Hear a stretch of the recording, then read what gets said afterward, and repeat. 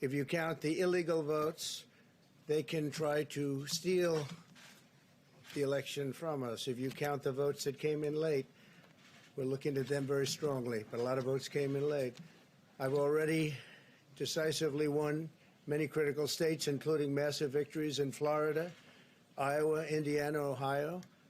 To name just a few, we won these and many other victories despite historic election interference from big media, big money, and big tech. As everybody saw, we won by historic numbers. And the pollsters got it knowingly wrong. They got it knowingly wrong. We had polls that were so ridiculous, and everybody knew it at the time. There was no blue wave that they predicted.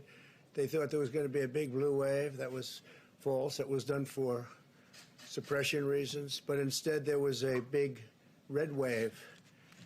And it's been properly acknowledged, actually, by the media. They were, I think, very impressed. But that was after the fact. That doesn't do us any good. We kept the Senate despite having twice as many seats to defend as Democrats. And in a really much more competitive states, we did a fantastic job with the Senate. I think we're very proud of what's happened there. We had many more seats to defend. They spent almost $200 million on Senate races in South Carolina and Kentucky alone, 2 races, and hundreds of millions of dollars overall against us. At the national level, our opponents' major donors were Wall Street bankers and special interests. Our major donors were police officers, farmers, everyday citizens. Yet for the first time ever, we lost 0 races in the House. I was talking to Kevin McCarthy today. He said he couldn't believe it. 0 races. Very unusual thing, 0. And actually won many new seats with, I think, many more on the way. This was also the year of the Republican woman. More Republican women were elected to Congress than ever before. That's a great achievement.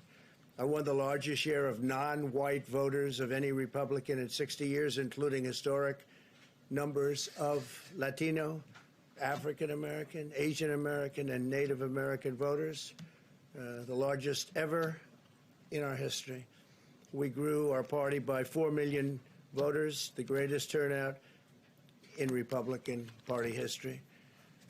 Democrats are the party of the big donors, the big media, the big tech, it seems, and Republicans have become the party of the American worker, and that's what's happened. And we're also, I believe, the party of inclusion. As everyone now recognizes, media polling was election interference in the truest sense of that word by powerful special interests. These really phony polls, I have to call them phony polls, fake polls, were designed to keep our voters at home, create the illusion of momentum for Mr. Biden, and diminish Republicans' ability to raise funds. They were what's called suppression polls. Everyone knows that now. And it's never been used to the extent that it's been used on this last election. To highlight just a few examples, the day before election, Quinnipiac, which was wrong on every occasion that I know of, had Joe Biden up by 5 points in Florida, and they were off by 8.4 points, and I won Florida easily. So they had me losing Florida by a lot, and I ended up winning Florida by a lot. Other than that, they were very accurate.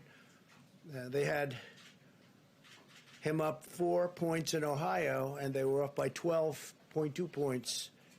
And I also won Ohio, great state of Ohio, very easily. The Washington Post said Biden up 17 points in Wisconsin, and it was basically even. They were off by about 17 points. And they knew that. They're not stupid people. They knew that. Suppression. There are now only a few states yet to be decided in the presidential race. The voting apparatus of those states are run in all cases by Democrats. We were winning in all the key locations by a lot, actually. And then our numbers started miraculously getting whittled away in secret.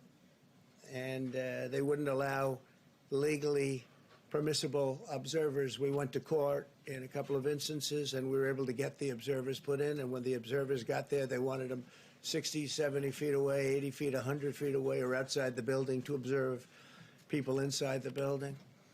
And we won a case, a big case, and we have others happening. There are lots of litigation, even beyond our litigation. There's tremendous amount of litigation generally because of how unfair this process was. And I predicted that. I've been talking about mail-in voting for a long time. It's really destroyed our system. It's a corrupt system.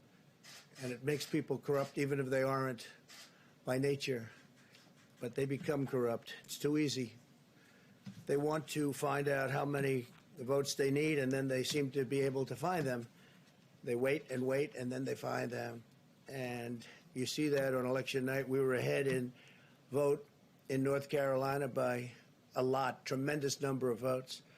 And we're still ahead by a lot, but not as many, because they're finding ballots all of a sudden. Oh, we have some mail-in ballots. It's amazing how those mail-in ballots are so one-sided, too. I know that it's supposed to be to the advantage of the Democrats, but in all cases, they're so one-sided. We were up by nearly 700,000 votes in Pennsylvania. I won Pennsylvania by a lot, and that gets whittled down to, I think they said now we're up by 90,000 votes, and they'll keep coming and coming and coming. They find them all over, and they don't want us to have any observers, although we won a court case. The judge said you have to have observers. Likewise in Georgia, and they're appealing. Actually, they're appealing. We won a case that we want people to watch, and we want observers, and they're actually appealing, which is sort of interesting. I wonder why they'd appeal, that all we want to do is have people watch as they do the vote tabulations. Likewise in Georgia, I won by a lot, with a lead of over getting close to 300,000 votes on election night in Georgia. And by the way, got whittled down, and now it's getting to be to a point where I'll go from winning by a lot to perhaps being even down a little bit. In Georgia, a pipe burst in a faraway location, totally unrelated to the location of what was happening, and they stopped counting for 4 hours, and a lot of things happened. The election apparatus in Georgia is run by Democrats. We also had margins of 300,000 in Michigan. We're way up in Michigan, won the state. And in Wisconsin, we did likewise fantastically well. And that got whittled down. In every case, they got whittled down. Today, we're on track to win Arizona. We only need to carry, I guess, 55% of the remaining vote, 55% margins. And that's a margin that we've significantly exceeded. So we'll see what happens with that. But we're on track to do okay in Arizona. Our goal is to defend the integrity of the election. We'll not allow the corruption to steal such an important election, or any election for that matter. And we can't allow anybody to silence our voters and manufacture results. I've been doing a lot of public things for a long time. I've never had anything that's been as inspirational, by people calling, talking, sending things to us. I've never seen such love and such affection and such spirit as I've seen for this. People know what's happening, and they see what's happening, and it's before their eyes. And there are many instances which will be reported very shortly. There's tremendous litigation going on, and this is a case where they're trying to steal an election. They're trying to rig an election, and we can't let that happen. Detroit and Philadelphia, known as two of the most corrupt political places anywhere in our country, easily cannot be responsible for engineering the outcome of a presidential race, a very important presidential race. In Pennsylvania, Democrats have gone to the state Supreme Court to try and ban our election observers, and very strongly. Now, we won the case, but they're going forward. They don't want anybody in there. They don't want anybody watching them as they count the ballots. And I can't imagine why. There's absolutely no legitimate reason why they would not want to have people watching this process, because if it's straight, they should be proud of it. Instead, they're trying, obviously, to commit fraud, There's no question about that. In Philadelphia, observers have been kept far away, very far away, so far that people are using binoculars to try and see, and there's been tremendous problems caused. They put paper on all of the windows so you can't see in, and the people that are banned are very unhappy and become somewhat violent. The 11th Circuit ruled that in Georgia the votes have been in by Election Day, that they should be in by Election Day, and they weren't. Votes are coming in after Election Day. And they had a ruling already that you have to have the votes in by Election Day. To the best of my knowledge, votes should be in by Election Day. And they didn't do that. Democrat officials never believed they could win this election honestly. I really believe that. That's why they did the mail-in ballots, where there's tremendous corruption and fraud going on. That's why they mailed out tens of millions of unsolicited ballots without any verification measures whatsoever. And I've told everybody that these things would happen because I've seen it happen. I watched a lot of different elections before they decided to go with this big, massive election with tens of millions of ballots going out to everybody, in many cases totally unsolicited. This was unprecedented in American history. This was by design, despite years of claiming to care about the election security. They refused to include any requirement to verify signatures, identities, or even determine whether they're eligible or ineligible to vote. People are walking in there. They have no idea. They're just taking numbers. They're writing down things, the workers, and doing a lot of bad things. And we have a lot of information coming and litigation that you'll see that will shake even you people up. And you've seen it all. The officials overseeing the counting in Pennsylvania and other key states are all part of a corrupt Democrat machine that you've written about, and for a long time you've been writing about the corrupt Democrat machine. I went to school there, and I know a lot about it. It hasn't changed. It's a long time ago, and hasn't changed. It's gotten worse. In Pennsylvania, partisan Democrats have allowed ballots in the state to be received 3 days after the election, and we think much more than that. And they're counting those without even postmarks or any identification whatsoever. So you don't have postmarks, you don't have identification. There have been a number of disturbing irregularities across the nation. Our campaign has been denied access to observe any counting in Detroit.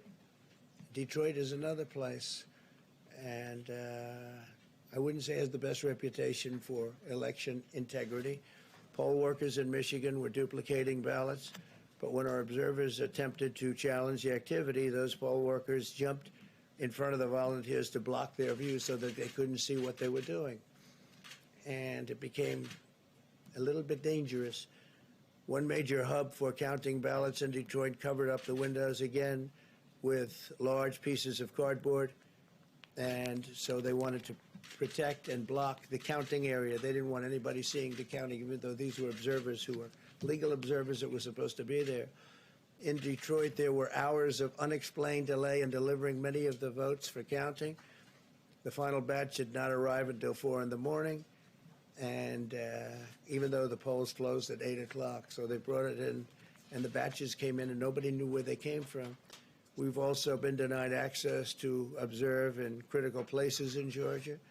In multiple swing states, counting was halted for hours and hours on election night, with results withheld from major Democrat-run locations only to appear later. And they suddenly appeared, and they all had the name Biden on them, or just about all. I think almost all.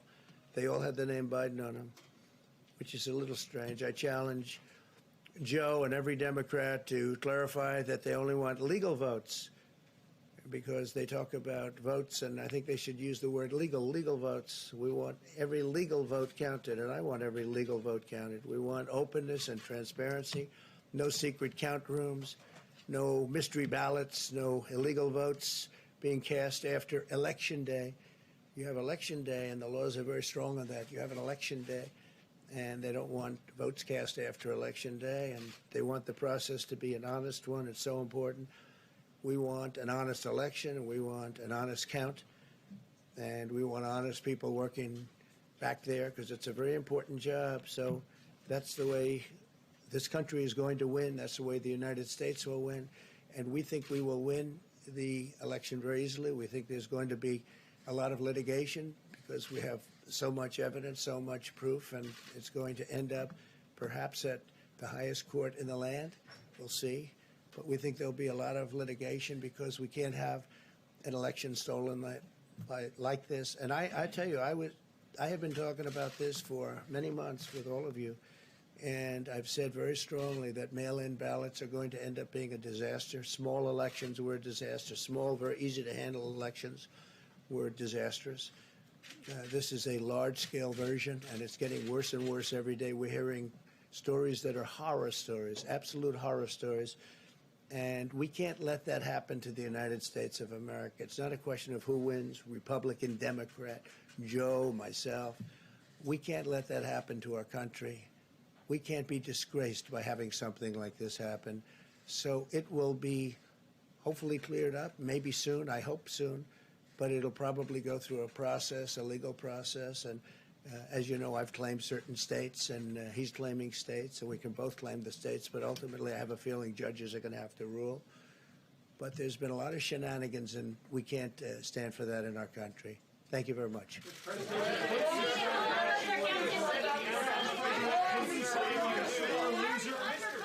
you being a sore loser? Haley, why is the president undercutting this process? Haley, are you here as press secretary or Trump advisor?